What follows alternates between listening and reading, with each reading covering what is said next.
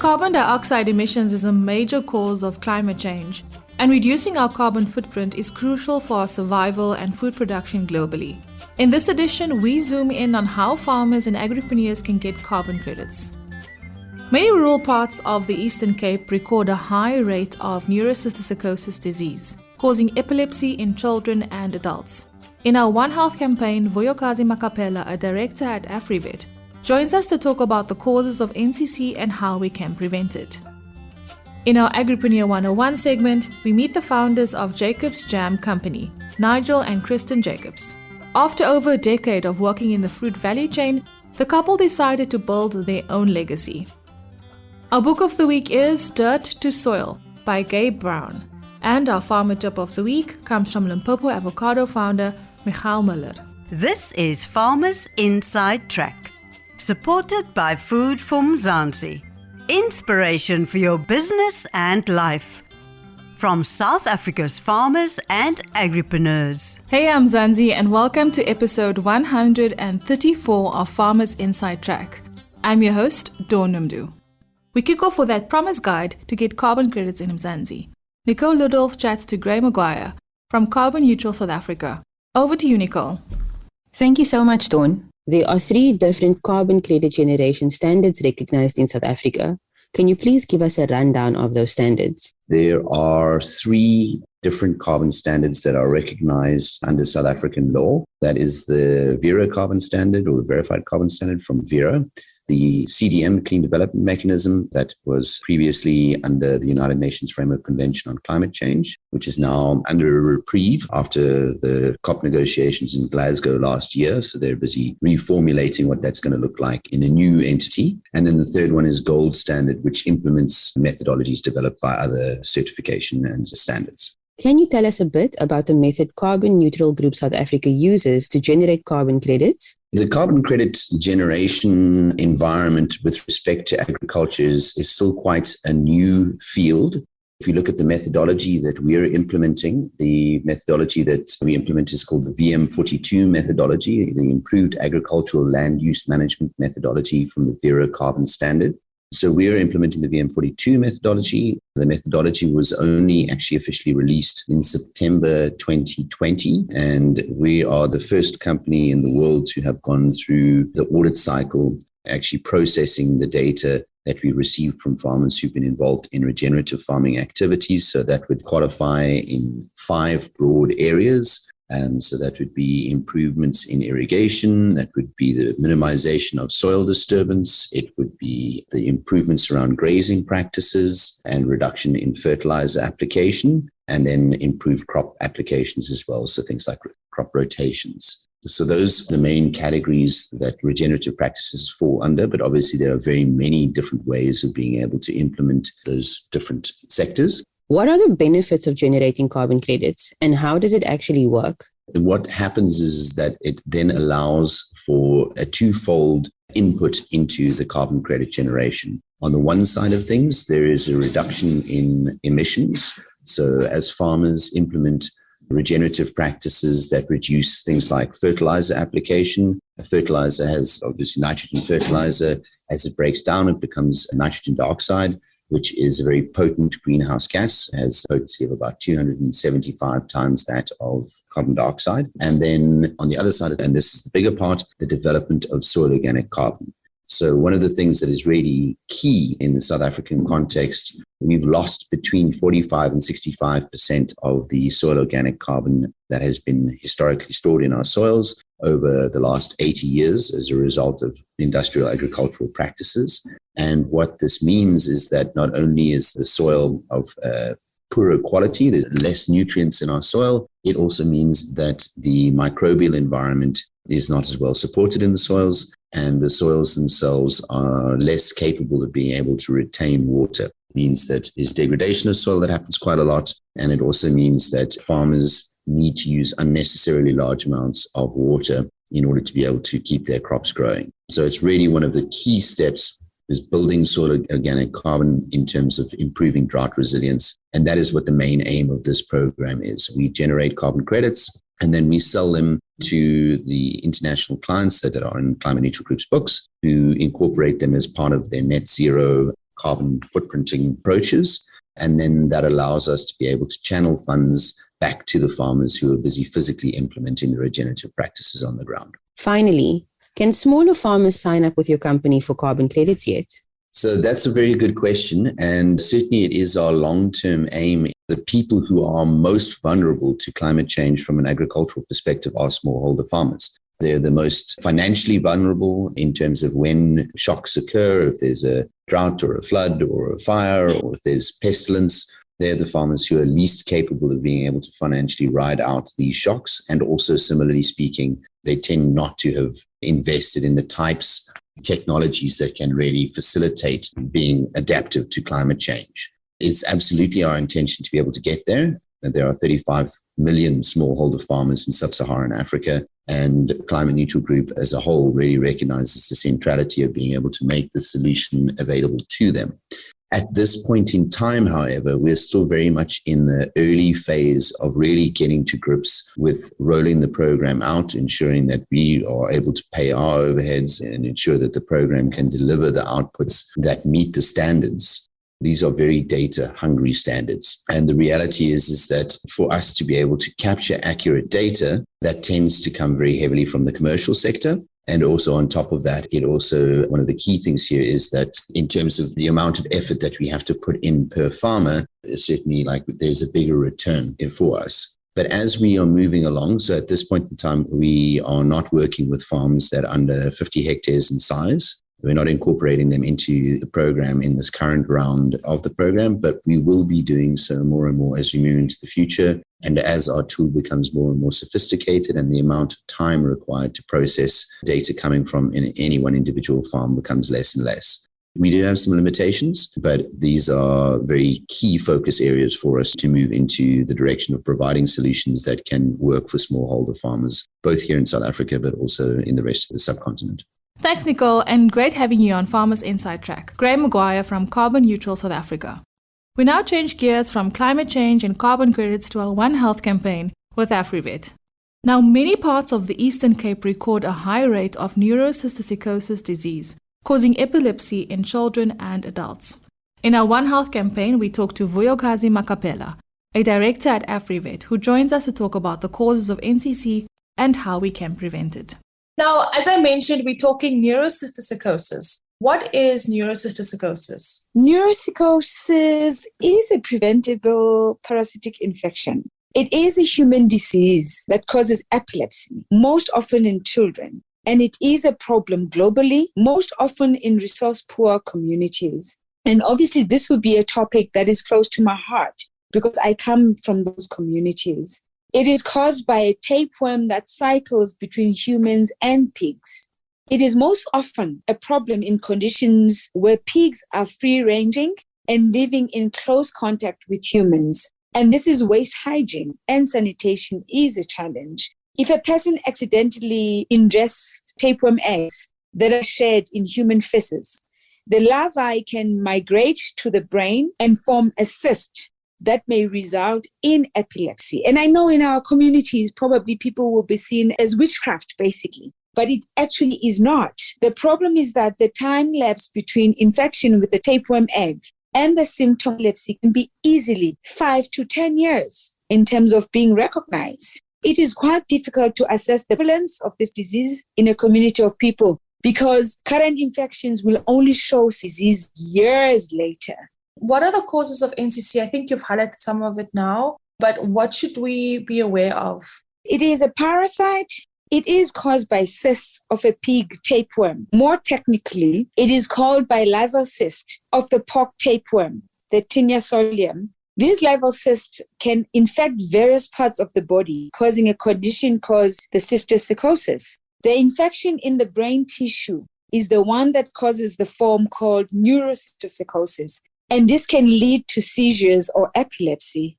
This is a more severe form of the disease and can be fatal. Now, many parts of the Eastern Cape have a high prevalence of this disease. Why is this, and what should communities in this area and others be aware of?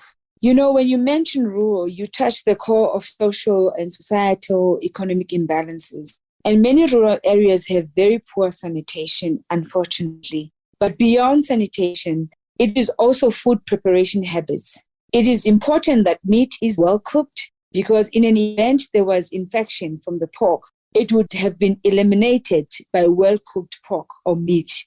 Several studies have been conducted over the years, and one study showed that 60% of the cases diagnosed in human patients in the Eastern Cape province, in particular, because that's where I come from, they are caused by the neurocysticercosis. This area poses a unique challenge in the fight against this disease, as many rural households have pigs living in close contact with their owners. And many communities are still making use of pit toilets, which are accessible to pigs. And indeed, there are products out there that they can actually use to make sure that this does not really affect them in the long run. How can NCC be prevented? Do you have any tips for farmers and communities affected by it? Yes, of course. As I have already said, NCC can be preventable through proper hygiene and then the simple act of washing hands thoroughly after using the bathroom or the toilet, or digging outside, or even picking vegetables will make a huge difference. Wash your vegetables like lettuce, wash them well before eating them. There is also a lot that can be done to improve household hygiene and sanitation. If pit toilets are in use, there are products obviously that can help with hygienic waste management, but beyond proper hygiene and sanitation, it is also food preparation habits. It is important that meat is well cooked. In the event there was infection from the pork, it would be eliminated if well cooked. Make sure to wash your hands regularly, as we have learned in the past 2 years because of COVID, and just make sure that you prepare your meat well. Thanks once again for joining us, Vuyokazi Makapela, a director at Afrivet. Next up, our Agripreneur 101 features the founders of Jacobs Jam Company, Nigel and Christynn Jacobs. We chat to Nigel this week. Nigel, now after over a decade of working in the fruit value chain, you decided to build your own legacy. Where did it all start? We both worked in corporate for more than 10 years. I was closer to 15 years. Christynn worked for about 12 years. And we always knew that we are entrepreneurs at heart and we want to work for ourselves. So we registered the company on the 21st of May, 2018. And we basically knew 2 years before that we were going to start a company or a business. We just didn't know what it was going to be. In 2018, we realized that we have to start with jam, and we registered the company. It's now 4 years later, and there's a jam factory and a jam company established. And the reason why we chose jam, it's because we are based in Ceres. We worked for the big agricultural businesses in the town. I worked on the processing of fruit side, and Christynn worked on the fresh fruit side. So we have very strong relationships and networks with regards to the fruit value chain. And that's how we started on jam. We've got access to raw material. We only went out on our own the 1st of January 2019. So that meant that the first 9 months while we were working for the corporates was all about writing the business plan, setting up the company from a admin point of view, bank accounts, CIPC documents, tax registration, SARS registrations, all those things we did. We also wrote the business plan, and the business plan we wrote after hours and weekends. So let's say by September, the business plan was completed, and then we started our funding application approach, and we applied for funding or loans and grants and finance to start the business. We were only successful with achieving the finance 2 years later. We got our loan approved in December 2019. The only thing we did in our kitchen was we developed the recipes in our kitchen, and it was product development, research and development. We decided that when we start our business, we're going to start from factory level to go directly into retail. Tell us about the manufacturing and production process. The fruit, it's available in enormous abundance in the Western Cape. We are based in Ceres, so we grow all of our fruit from 100 kilometer radius. The fruit industry is probably 1,000 times bigger than our usage. We're such a small player. Although we produce a lot of jam, we still consider it a small player. Currently, we don't have a problem with sourcing the product or the raw materials. The biggest challenge is, of course, the cost. The prices have basically gone up, I think, by 30% compared to when we started in 2018, and it's only going further up. Now, many agripreneurs we feature here on Farmers Inside Track often face setbacks. Tell us about some of the challenges that you faced. We can almost break it up into three major parts. The first part was accessing finance. We did the whole going to all the entities that's out there that provides funding, from developmental financial institutions like the IDC, the Land Bank, the DTI, CIFA, CEDA, NYDA, NEF, you name it. We went to all of them. We even went to commercial banks like FNB and ABSA. So eventually we got the loan. It was a very long process. And out of all of those entities I mentioned, they all said no. So we got basically 10 no replies. And eventually the 11th or the 12th one was a success. We thought that access to finance was going to be the most difficult part, but eventually we got the finance. It took us almost 2 years. The next part is access to market. And we are still struggling with that today. So you think that building the factory would be the most difficult part of your journey, but as accessing market, that is the most difficult part in our opinion. Our product is designed to be sold in top-end retail outlets like Pick n Pay, Shoprite and Spar. That we are still battling with. And it must be a major red flag for all entrepreneurs is access to market, in our opinion, is the most difficult thing to achieve because the market is consolidated and the market is conservative. Regardless for what they say in the media, they're not really open to new products from small business. That has been our experience. We're selling to many small independent retailers, wholesale, cash and carries, and owner-run stores. For a few clients in Zambia, so we're close to exporting to Ghana. We've got a few food services customers as well that buy bulk products, white label, catering, confectionery, big tubs like 25 kilogram tubs of jam. And the next step would be for us to be listed and sold in a national retailer. That is the next expectation for our company, is to be listed at Pick n Pay. The third part is having good suppliers, so access to your suppliers. In order for us to make jam, you need a sugar supplier, you need fruit supplier, other ingredients, and then also packaging. Now, what keeps you motivated? Now, we often say that when we worked in corporate, we were enslaved. We were basically just working for the salary and we were not going to achieve anything at the end of the day. In corporate, we were very high up the chain. We realized that when we retire, we will not be able to leave anything behind. We've got a little boy, he's 3 years old. When we retire, I can't leave my good job behind and he can inherit my good job. He has to start from over. That's when we decided to start the business so that we can leave the legacy behind for our son. And that keeps us motivated. In a week, there are probably 100 challenges and 100 difficulties, but there's also that 1 or 2 successes. And that's also what keeps us going. It's the small wins that keeps you going. In 4 years, we're still at it. Those little wins still keeps us motivated. And this is my favorite part, the tips that we get from our experts that they share with other agripreneurs. What is your advice? I often start off by saying, don't do it. Don't become an entrepreneur because it's so difficult. It's almost impossible to be successful. That has been our experience. And we are in touch with many entrepreneurs in the Western Cape and a lot of them don't survive because it's so difficult. So before you leave your job and before you embark on an entrepreneurial journey, make sure that you can survive, that you're willing to sacrifice and give everything up. Are you willing to lose everything in order to gain everything? Normally, the entrepreneurs would say it takes 5 years before your business is established and it can take 5 years before you earn a salary. And I can attest to that. I can definitely say that it can take 5 years before you start generating a regular income. And when you say regular income, it's nowhere close to what you were earning when you were employed by the corporates. So the one part is be sure that you have the tenacity, the willpower to endure this difficult journey because it's not easy. It is incredibly difficult. It's even more difficult than what anyone has ever told you how difficult it's going to be.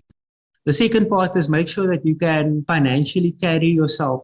In our experience, we saved up enough to carry ourselves for 6 months. You don't get a salary, but you still have to service your responsibilities. And we only saw the loan being disbursed and paid out to us 2 years later. So we were significantly underfunded from the start. So we didn't prepare enough. The next step would be apply for everything and anything that's out there. So if you see that there's a grant or a loan or a finance facility, apply for it. And you may not be successful, but if your name is in the hat and it gets drawn, then it can be to your advantage. What we do for all of our funding now is we apply with the forecast of the application paying out 12 months later. And that is a general yardstick that we're using. If you're going the government route, non-commercial, then you can guarantee it's going to take 12 to 18 months before you see any money.